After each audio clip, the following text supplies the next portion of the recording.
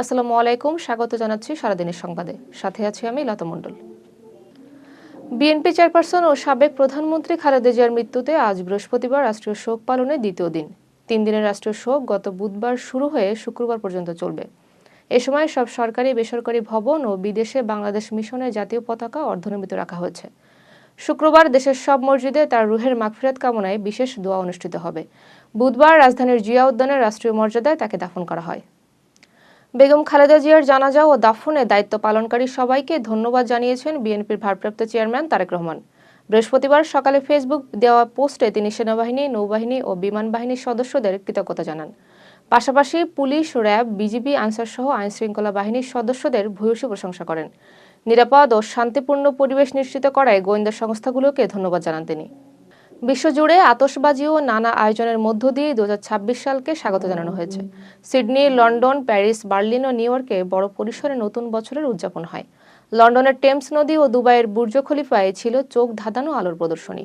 ব্রাজিলের Rio de জেনারিও ও স্কটল্যান্ডের এডিনবরায় হাজারো মানুষ রাস্তায় নেমে উৎসবে অংশ নেয়। বিশ্বের নানা প্রান্তে ঢাকঢোল ও আলোকসজ্জায় নতুন বছর উদযাপিত হয়। জামায়াতে ইসলামীর আমির শফিকুর রহমান ভারতের এক কূটনীতিকের সঙ্গে বৈঠকের বিষয়ে রয়টার্সকে দেওয়া সাক্ষাৎকারে বলেন, ওই কূটনীতিক বৈঠকটি প্রকাশ না করতে অনুরোধ করেছিলেন। তিনি সম্পর্ক উন্নয়নের জন্য খোলামেলা যোগাযোগের প্রয়োজনীয়তার কথা বলেন। পাকিস্তান সহ সব দেশের সঙ্গে ভারসাম্যপূর্ণ সম্পর্ক বজায় রাখার কথা জানান তিনি।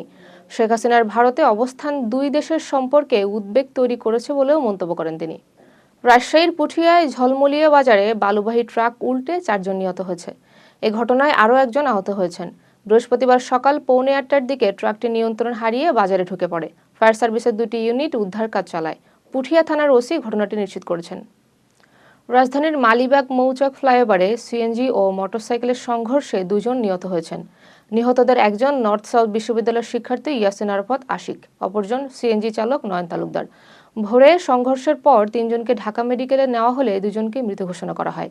আহত একজন চিকিৎসাধীন রয়েছেন। তীব্র শীতে কাঁপছে রাজধানীর সহ সারা দেশ। 21 জেলার ওপর মৃদু থেকে মাঝারি শৈত্যপ্রবাহ বয়ে যাচ্ছে। গোপালগঞ্জে দেশের সর্বনিম্ন তাপমাত্রা 7.5 ডিগ্রি সেলসিয়াস রেকর্ড করা হয়েছে। ঘন কুয়াশার কারণে সড়ক, নৌ ও বিমান চলাচলে বিঘ্ন ঘটতে পারে।